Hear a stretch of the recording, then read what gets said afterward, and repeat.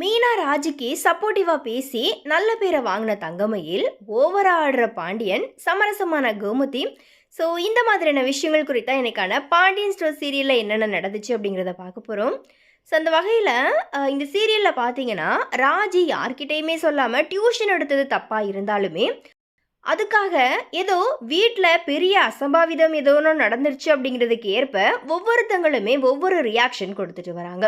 இது பார்க்குறதுக்கு கொஞ்சம் கடுப்பாக இருக்குது அப்படின்னு சொல்கிறதுக்கு ஏற்ப தான் இப்போ இந்த சீரியலினுடைய விறுவிறுப்புமே குறைஞ்சிருச்சு. வந்த வேகத்தில் இருந்த பரபரப்பு இப்போ இந்த சீரியலில் இல்லாமல் போயிடுச்சு. அதுக்கு காரணம் தங்கமயில் அண்ட் மீனாவோட கணவராக வந்திருக்கிற வெங்கட் தான். மீனாவுக்கு ஏற்ற ஜோடியாக செந்தில் கேரக்டரில் வெங்கட் முதல் பாகத்தில் நடிச்சிருந்தாலும், ரெண்டாவது சீசனில் பார்த்தீங்கன்னா வம்சி செந்தில் கேரக்டரை கச்சிதமாக நடித்து மீனாவுக்கு ஏற்ற ஜோடியாகவும் பேர் வாங்கினார். ஆனால் அவருக்கு பதிலாக வெங்கட் வந்தது பார்க்குறவங்களினுடைய எண்ணிக்கையை குறைச்சிருச்சு. அது மட்டும் இல்லாமல் தங்கமயில் ஏமாத்தின விஷயங்களில் மாட்டுவாங்க அப்படிங்கிற மாதிரியா எதிர்பார்க்குற ஒவ்வொரு நாளுமே ஏமாத்தமாகவே அமைஞ்சிட்டு வருது. அதுலேயும் இந்த தங்கமயில் தான் நல்ல மருமகள், பொறுப்பானவ அப்படிங்கிற மாதிரியா பாண்டியன் பார்த்தீங்கன்னா தங்கமயில ஓவராக தலையில் தூக்கி வச்சுட்டு ஆடுறது இந்த சீரியலுக்கு ஒரு மிகப்பெரிய மைனஸ் பாயிண்ட்டாகவே வந்துருச்சு. அதோடு இல்லாமல் இதில் முக்கிய கதாபாத்திரத்தில் ராஜி அண்டு கதிர் கேரக்டர் தான் மக்களை பார்க்குறதுக்கு ஆர்வமாக தோண்டிச்சு. ஆனால் இவங்களுக்கு இப்போ முக்கியத்துவம் கொடுக்காம கதை ரொம்ப வேற ட்ராக்கில் போயிட்டுருக்குது அப்படின்ட்டு தான் சொல்லணும். இதனால் டிஆர்பி ரேட்டிங்கில் பயங்கரமான ஒரு சரிவையும் இந்த சீரியல் சந்திச்சுட்டு வருது. இப்படி நிறைய நெகட்டிவான கருத்துக்கள் இருந்தாலும் மீனா அண்ட் ராஜி அண்ட் கோமதி இவங்களுடைய காம்போ பார்த்தீங்கன்னா பார்க்குறதுக்கு ரொம்பவே நல்லா இருந்துச்சு. ஆனால் இப்போ அதுவுமே இல்லை அப்படிங்கிறதுக்கு ஏற்ப கோமதி மீனா அண்ட் ராஜிக்கிட்ட பேசாமல் அவங்கள ஒதுக்கி வச்சுட்டு வராங்க.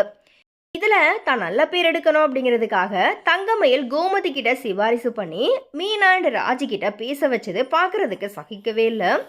ஒருவேளை தங்கமயில் நிஜத்திலேயே நல்ல கேரக்டராக கொண்டு வந்தாலும் பாக்கியம் சும்மா விட மாட்டாங்க. எதனா தேவையில்லாமல் சொல்லி இந்த குழப்பத்தை உண்டாக்கி குடும்பத்தை பிரிக்கிறதுக்கு கண்டிப்பாக வழி பார்ப்பாங்க.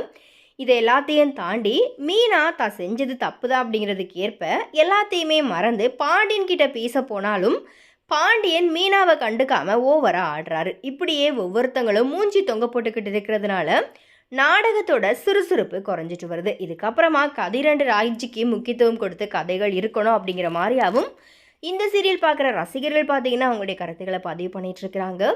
ஸோ எனிவே பாண்டியன் ஸ்டோர்ஸ் சீரியலினுடைய இந்த இரண்டாவது பாகம் முதல் பாகத்தை வந்துட்டு பின்னுக்கு தள்ளி ஒரு நல்ல ஒரு இடத்த பிடிக்குமா.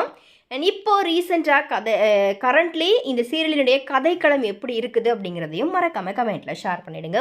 அண்ட் அப்படியே இந்த பாண்டியன் ஸ்டோர் சீரியலில் உங்களுடைய ஃபேவரட் சீசன் அப்படின்னா அது முதல் சீசனாக இல்லை இப்போ ஒளிபரப்பாகிற இந்த ரெண்டாவது பாகமாக அப்படிங்கிறதையும் மறக்காமல் கமெண்ட்டில் ஷேர் பண்ணுங்கள்.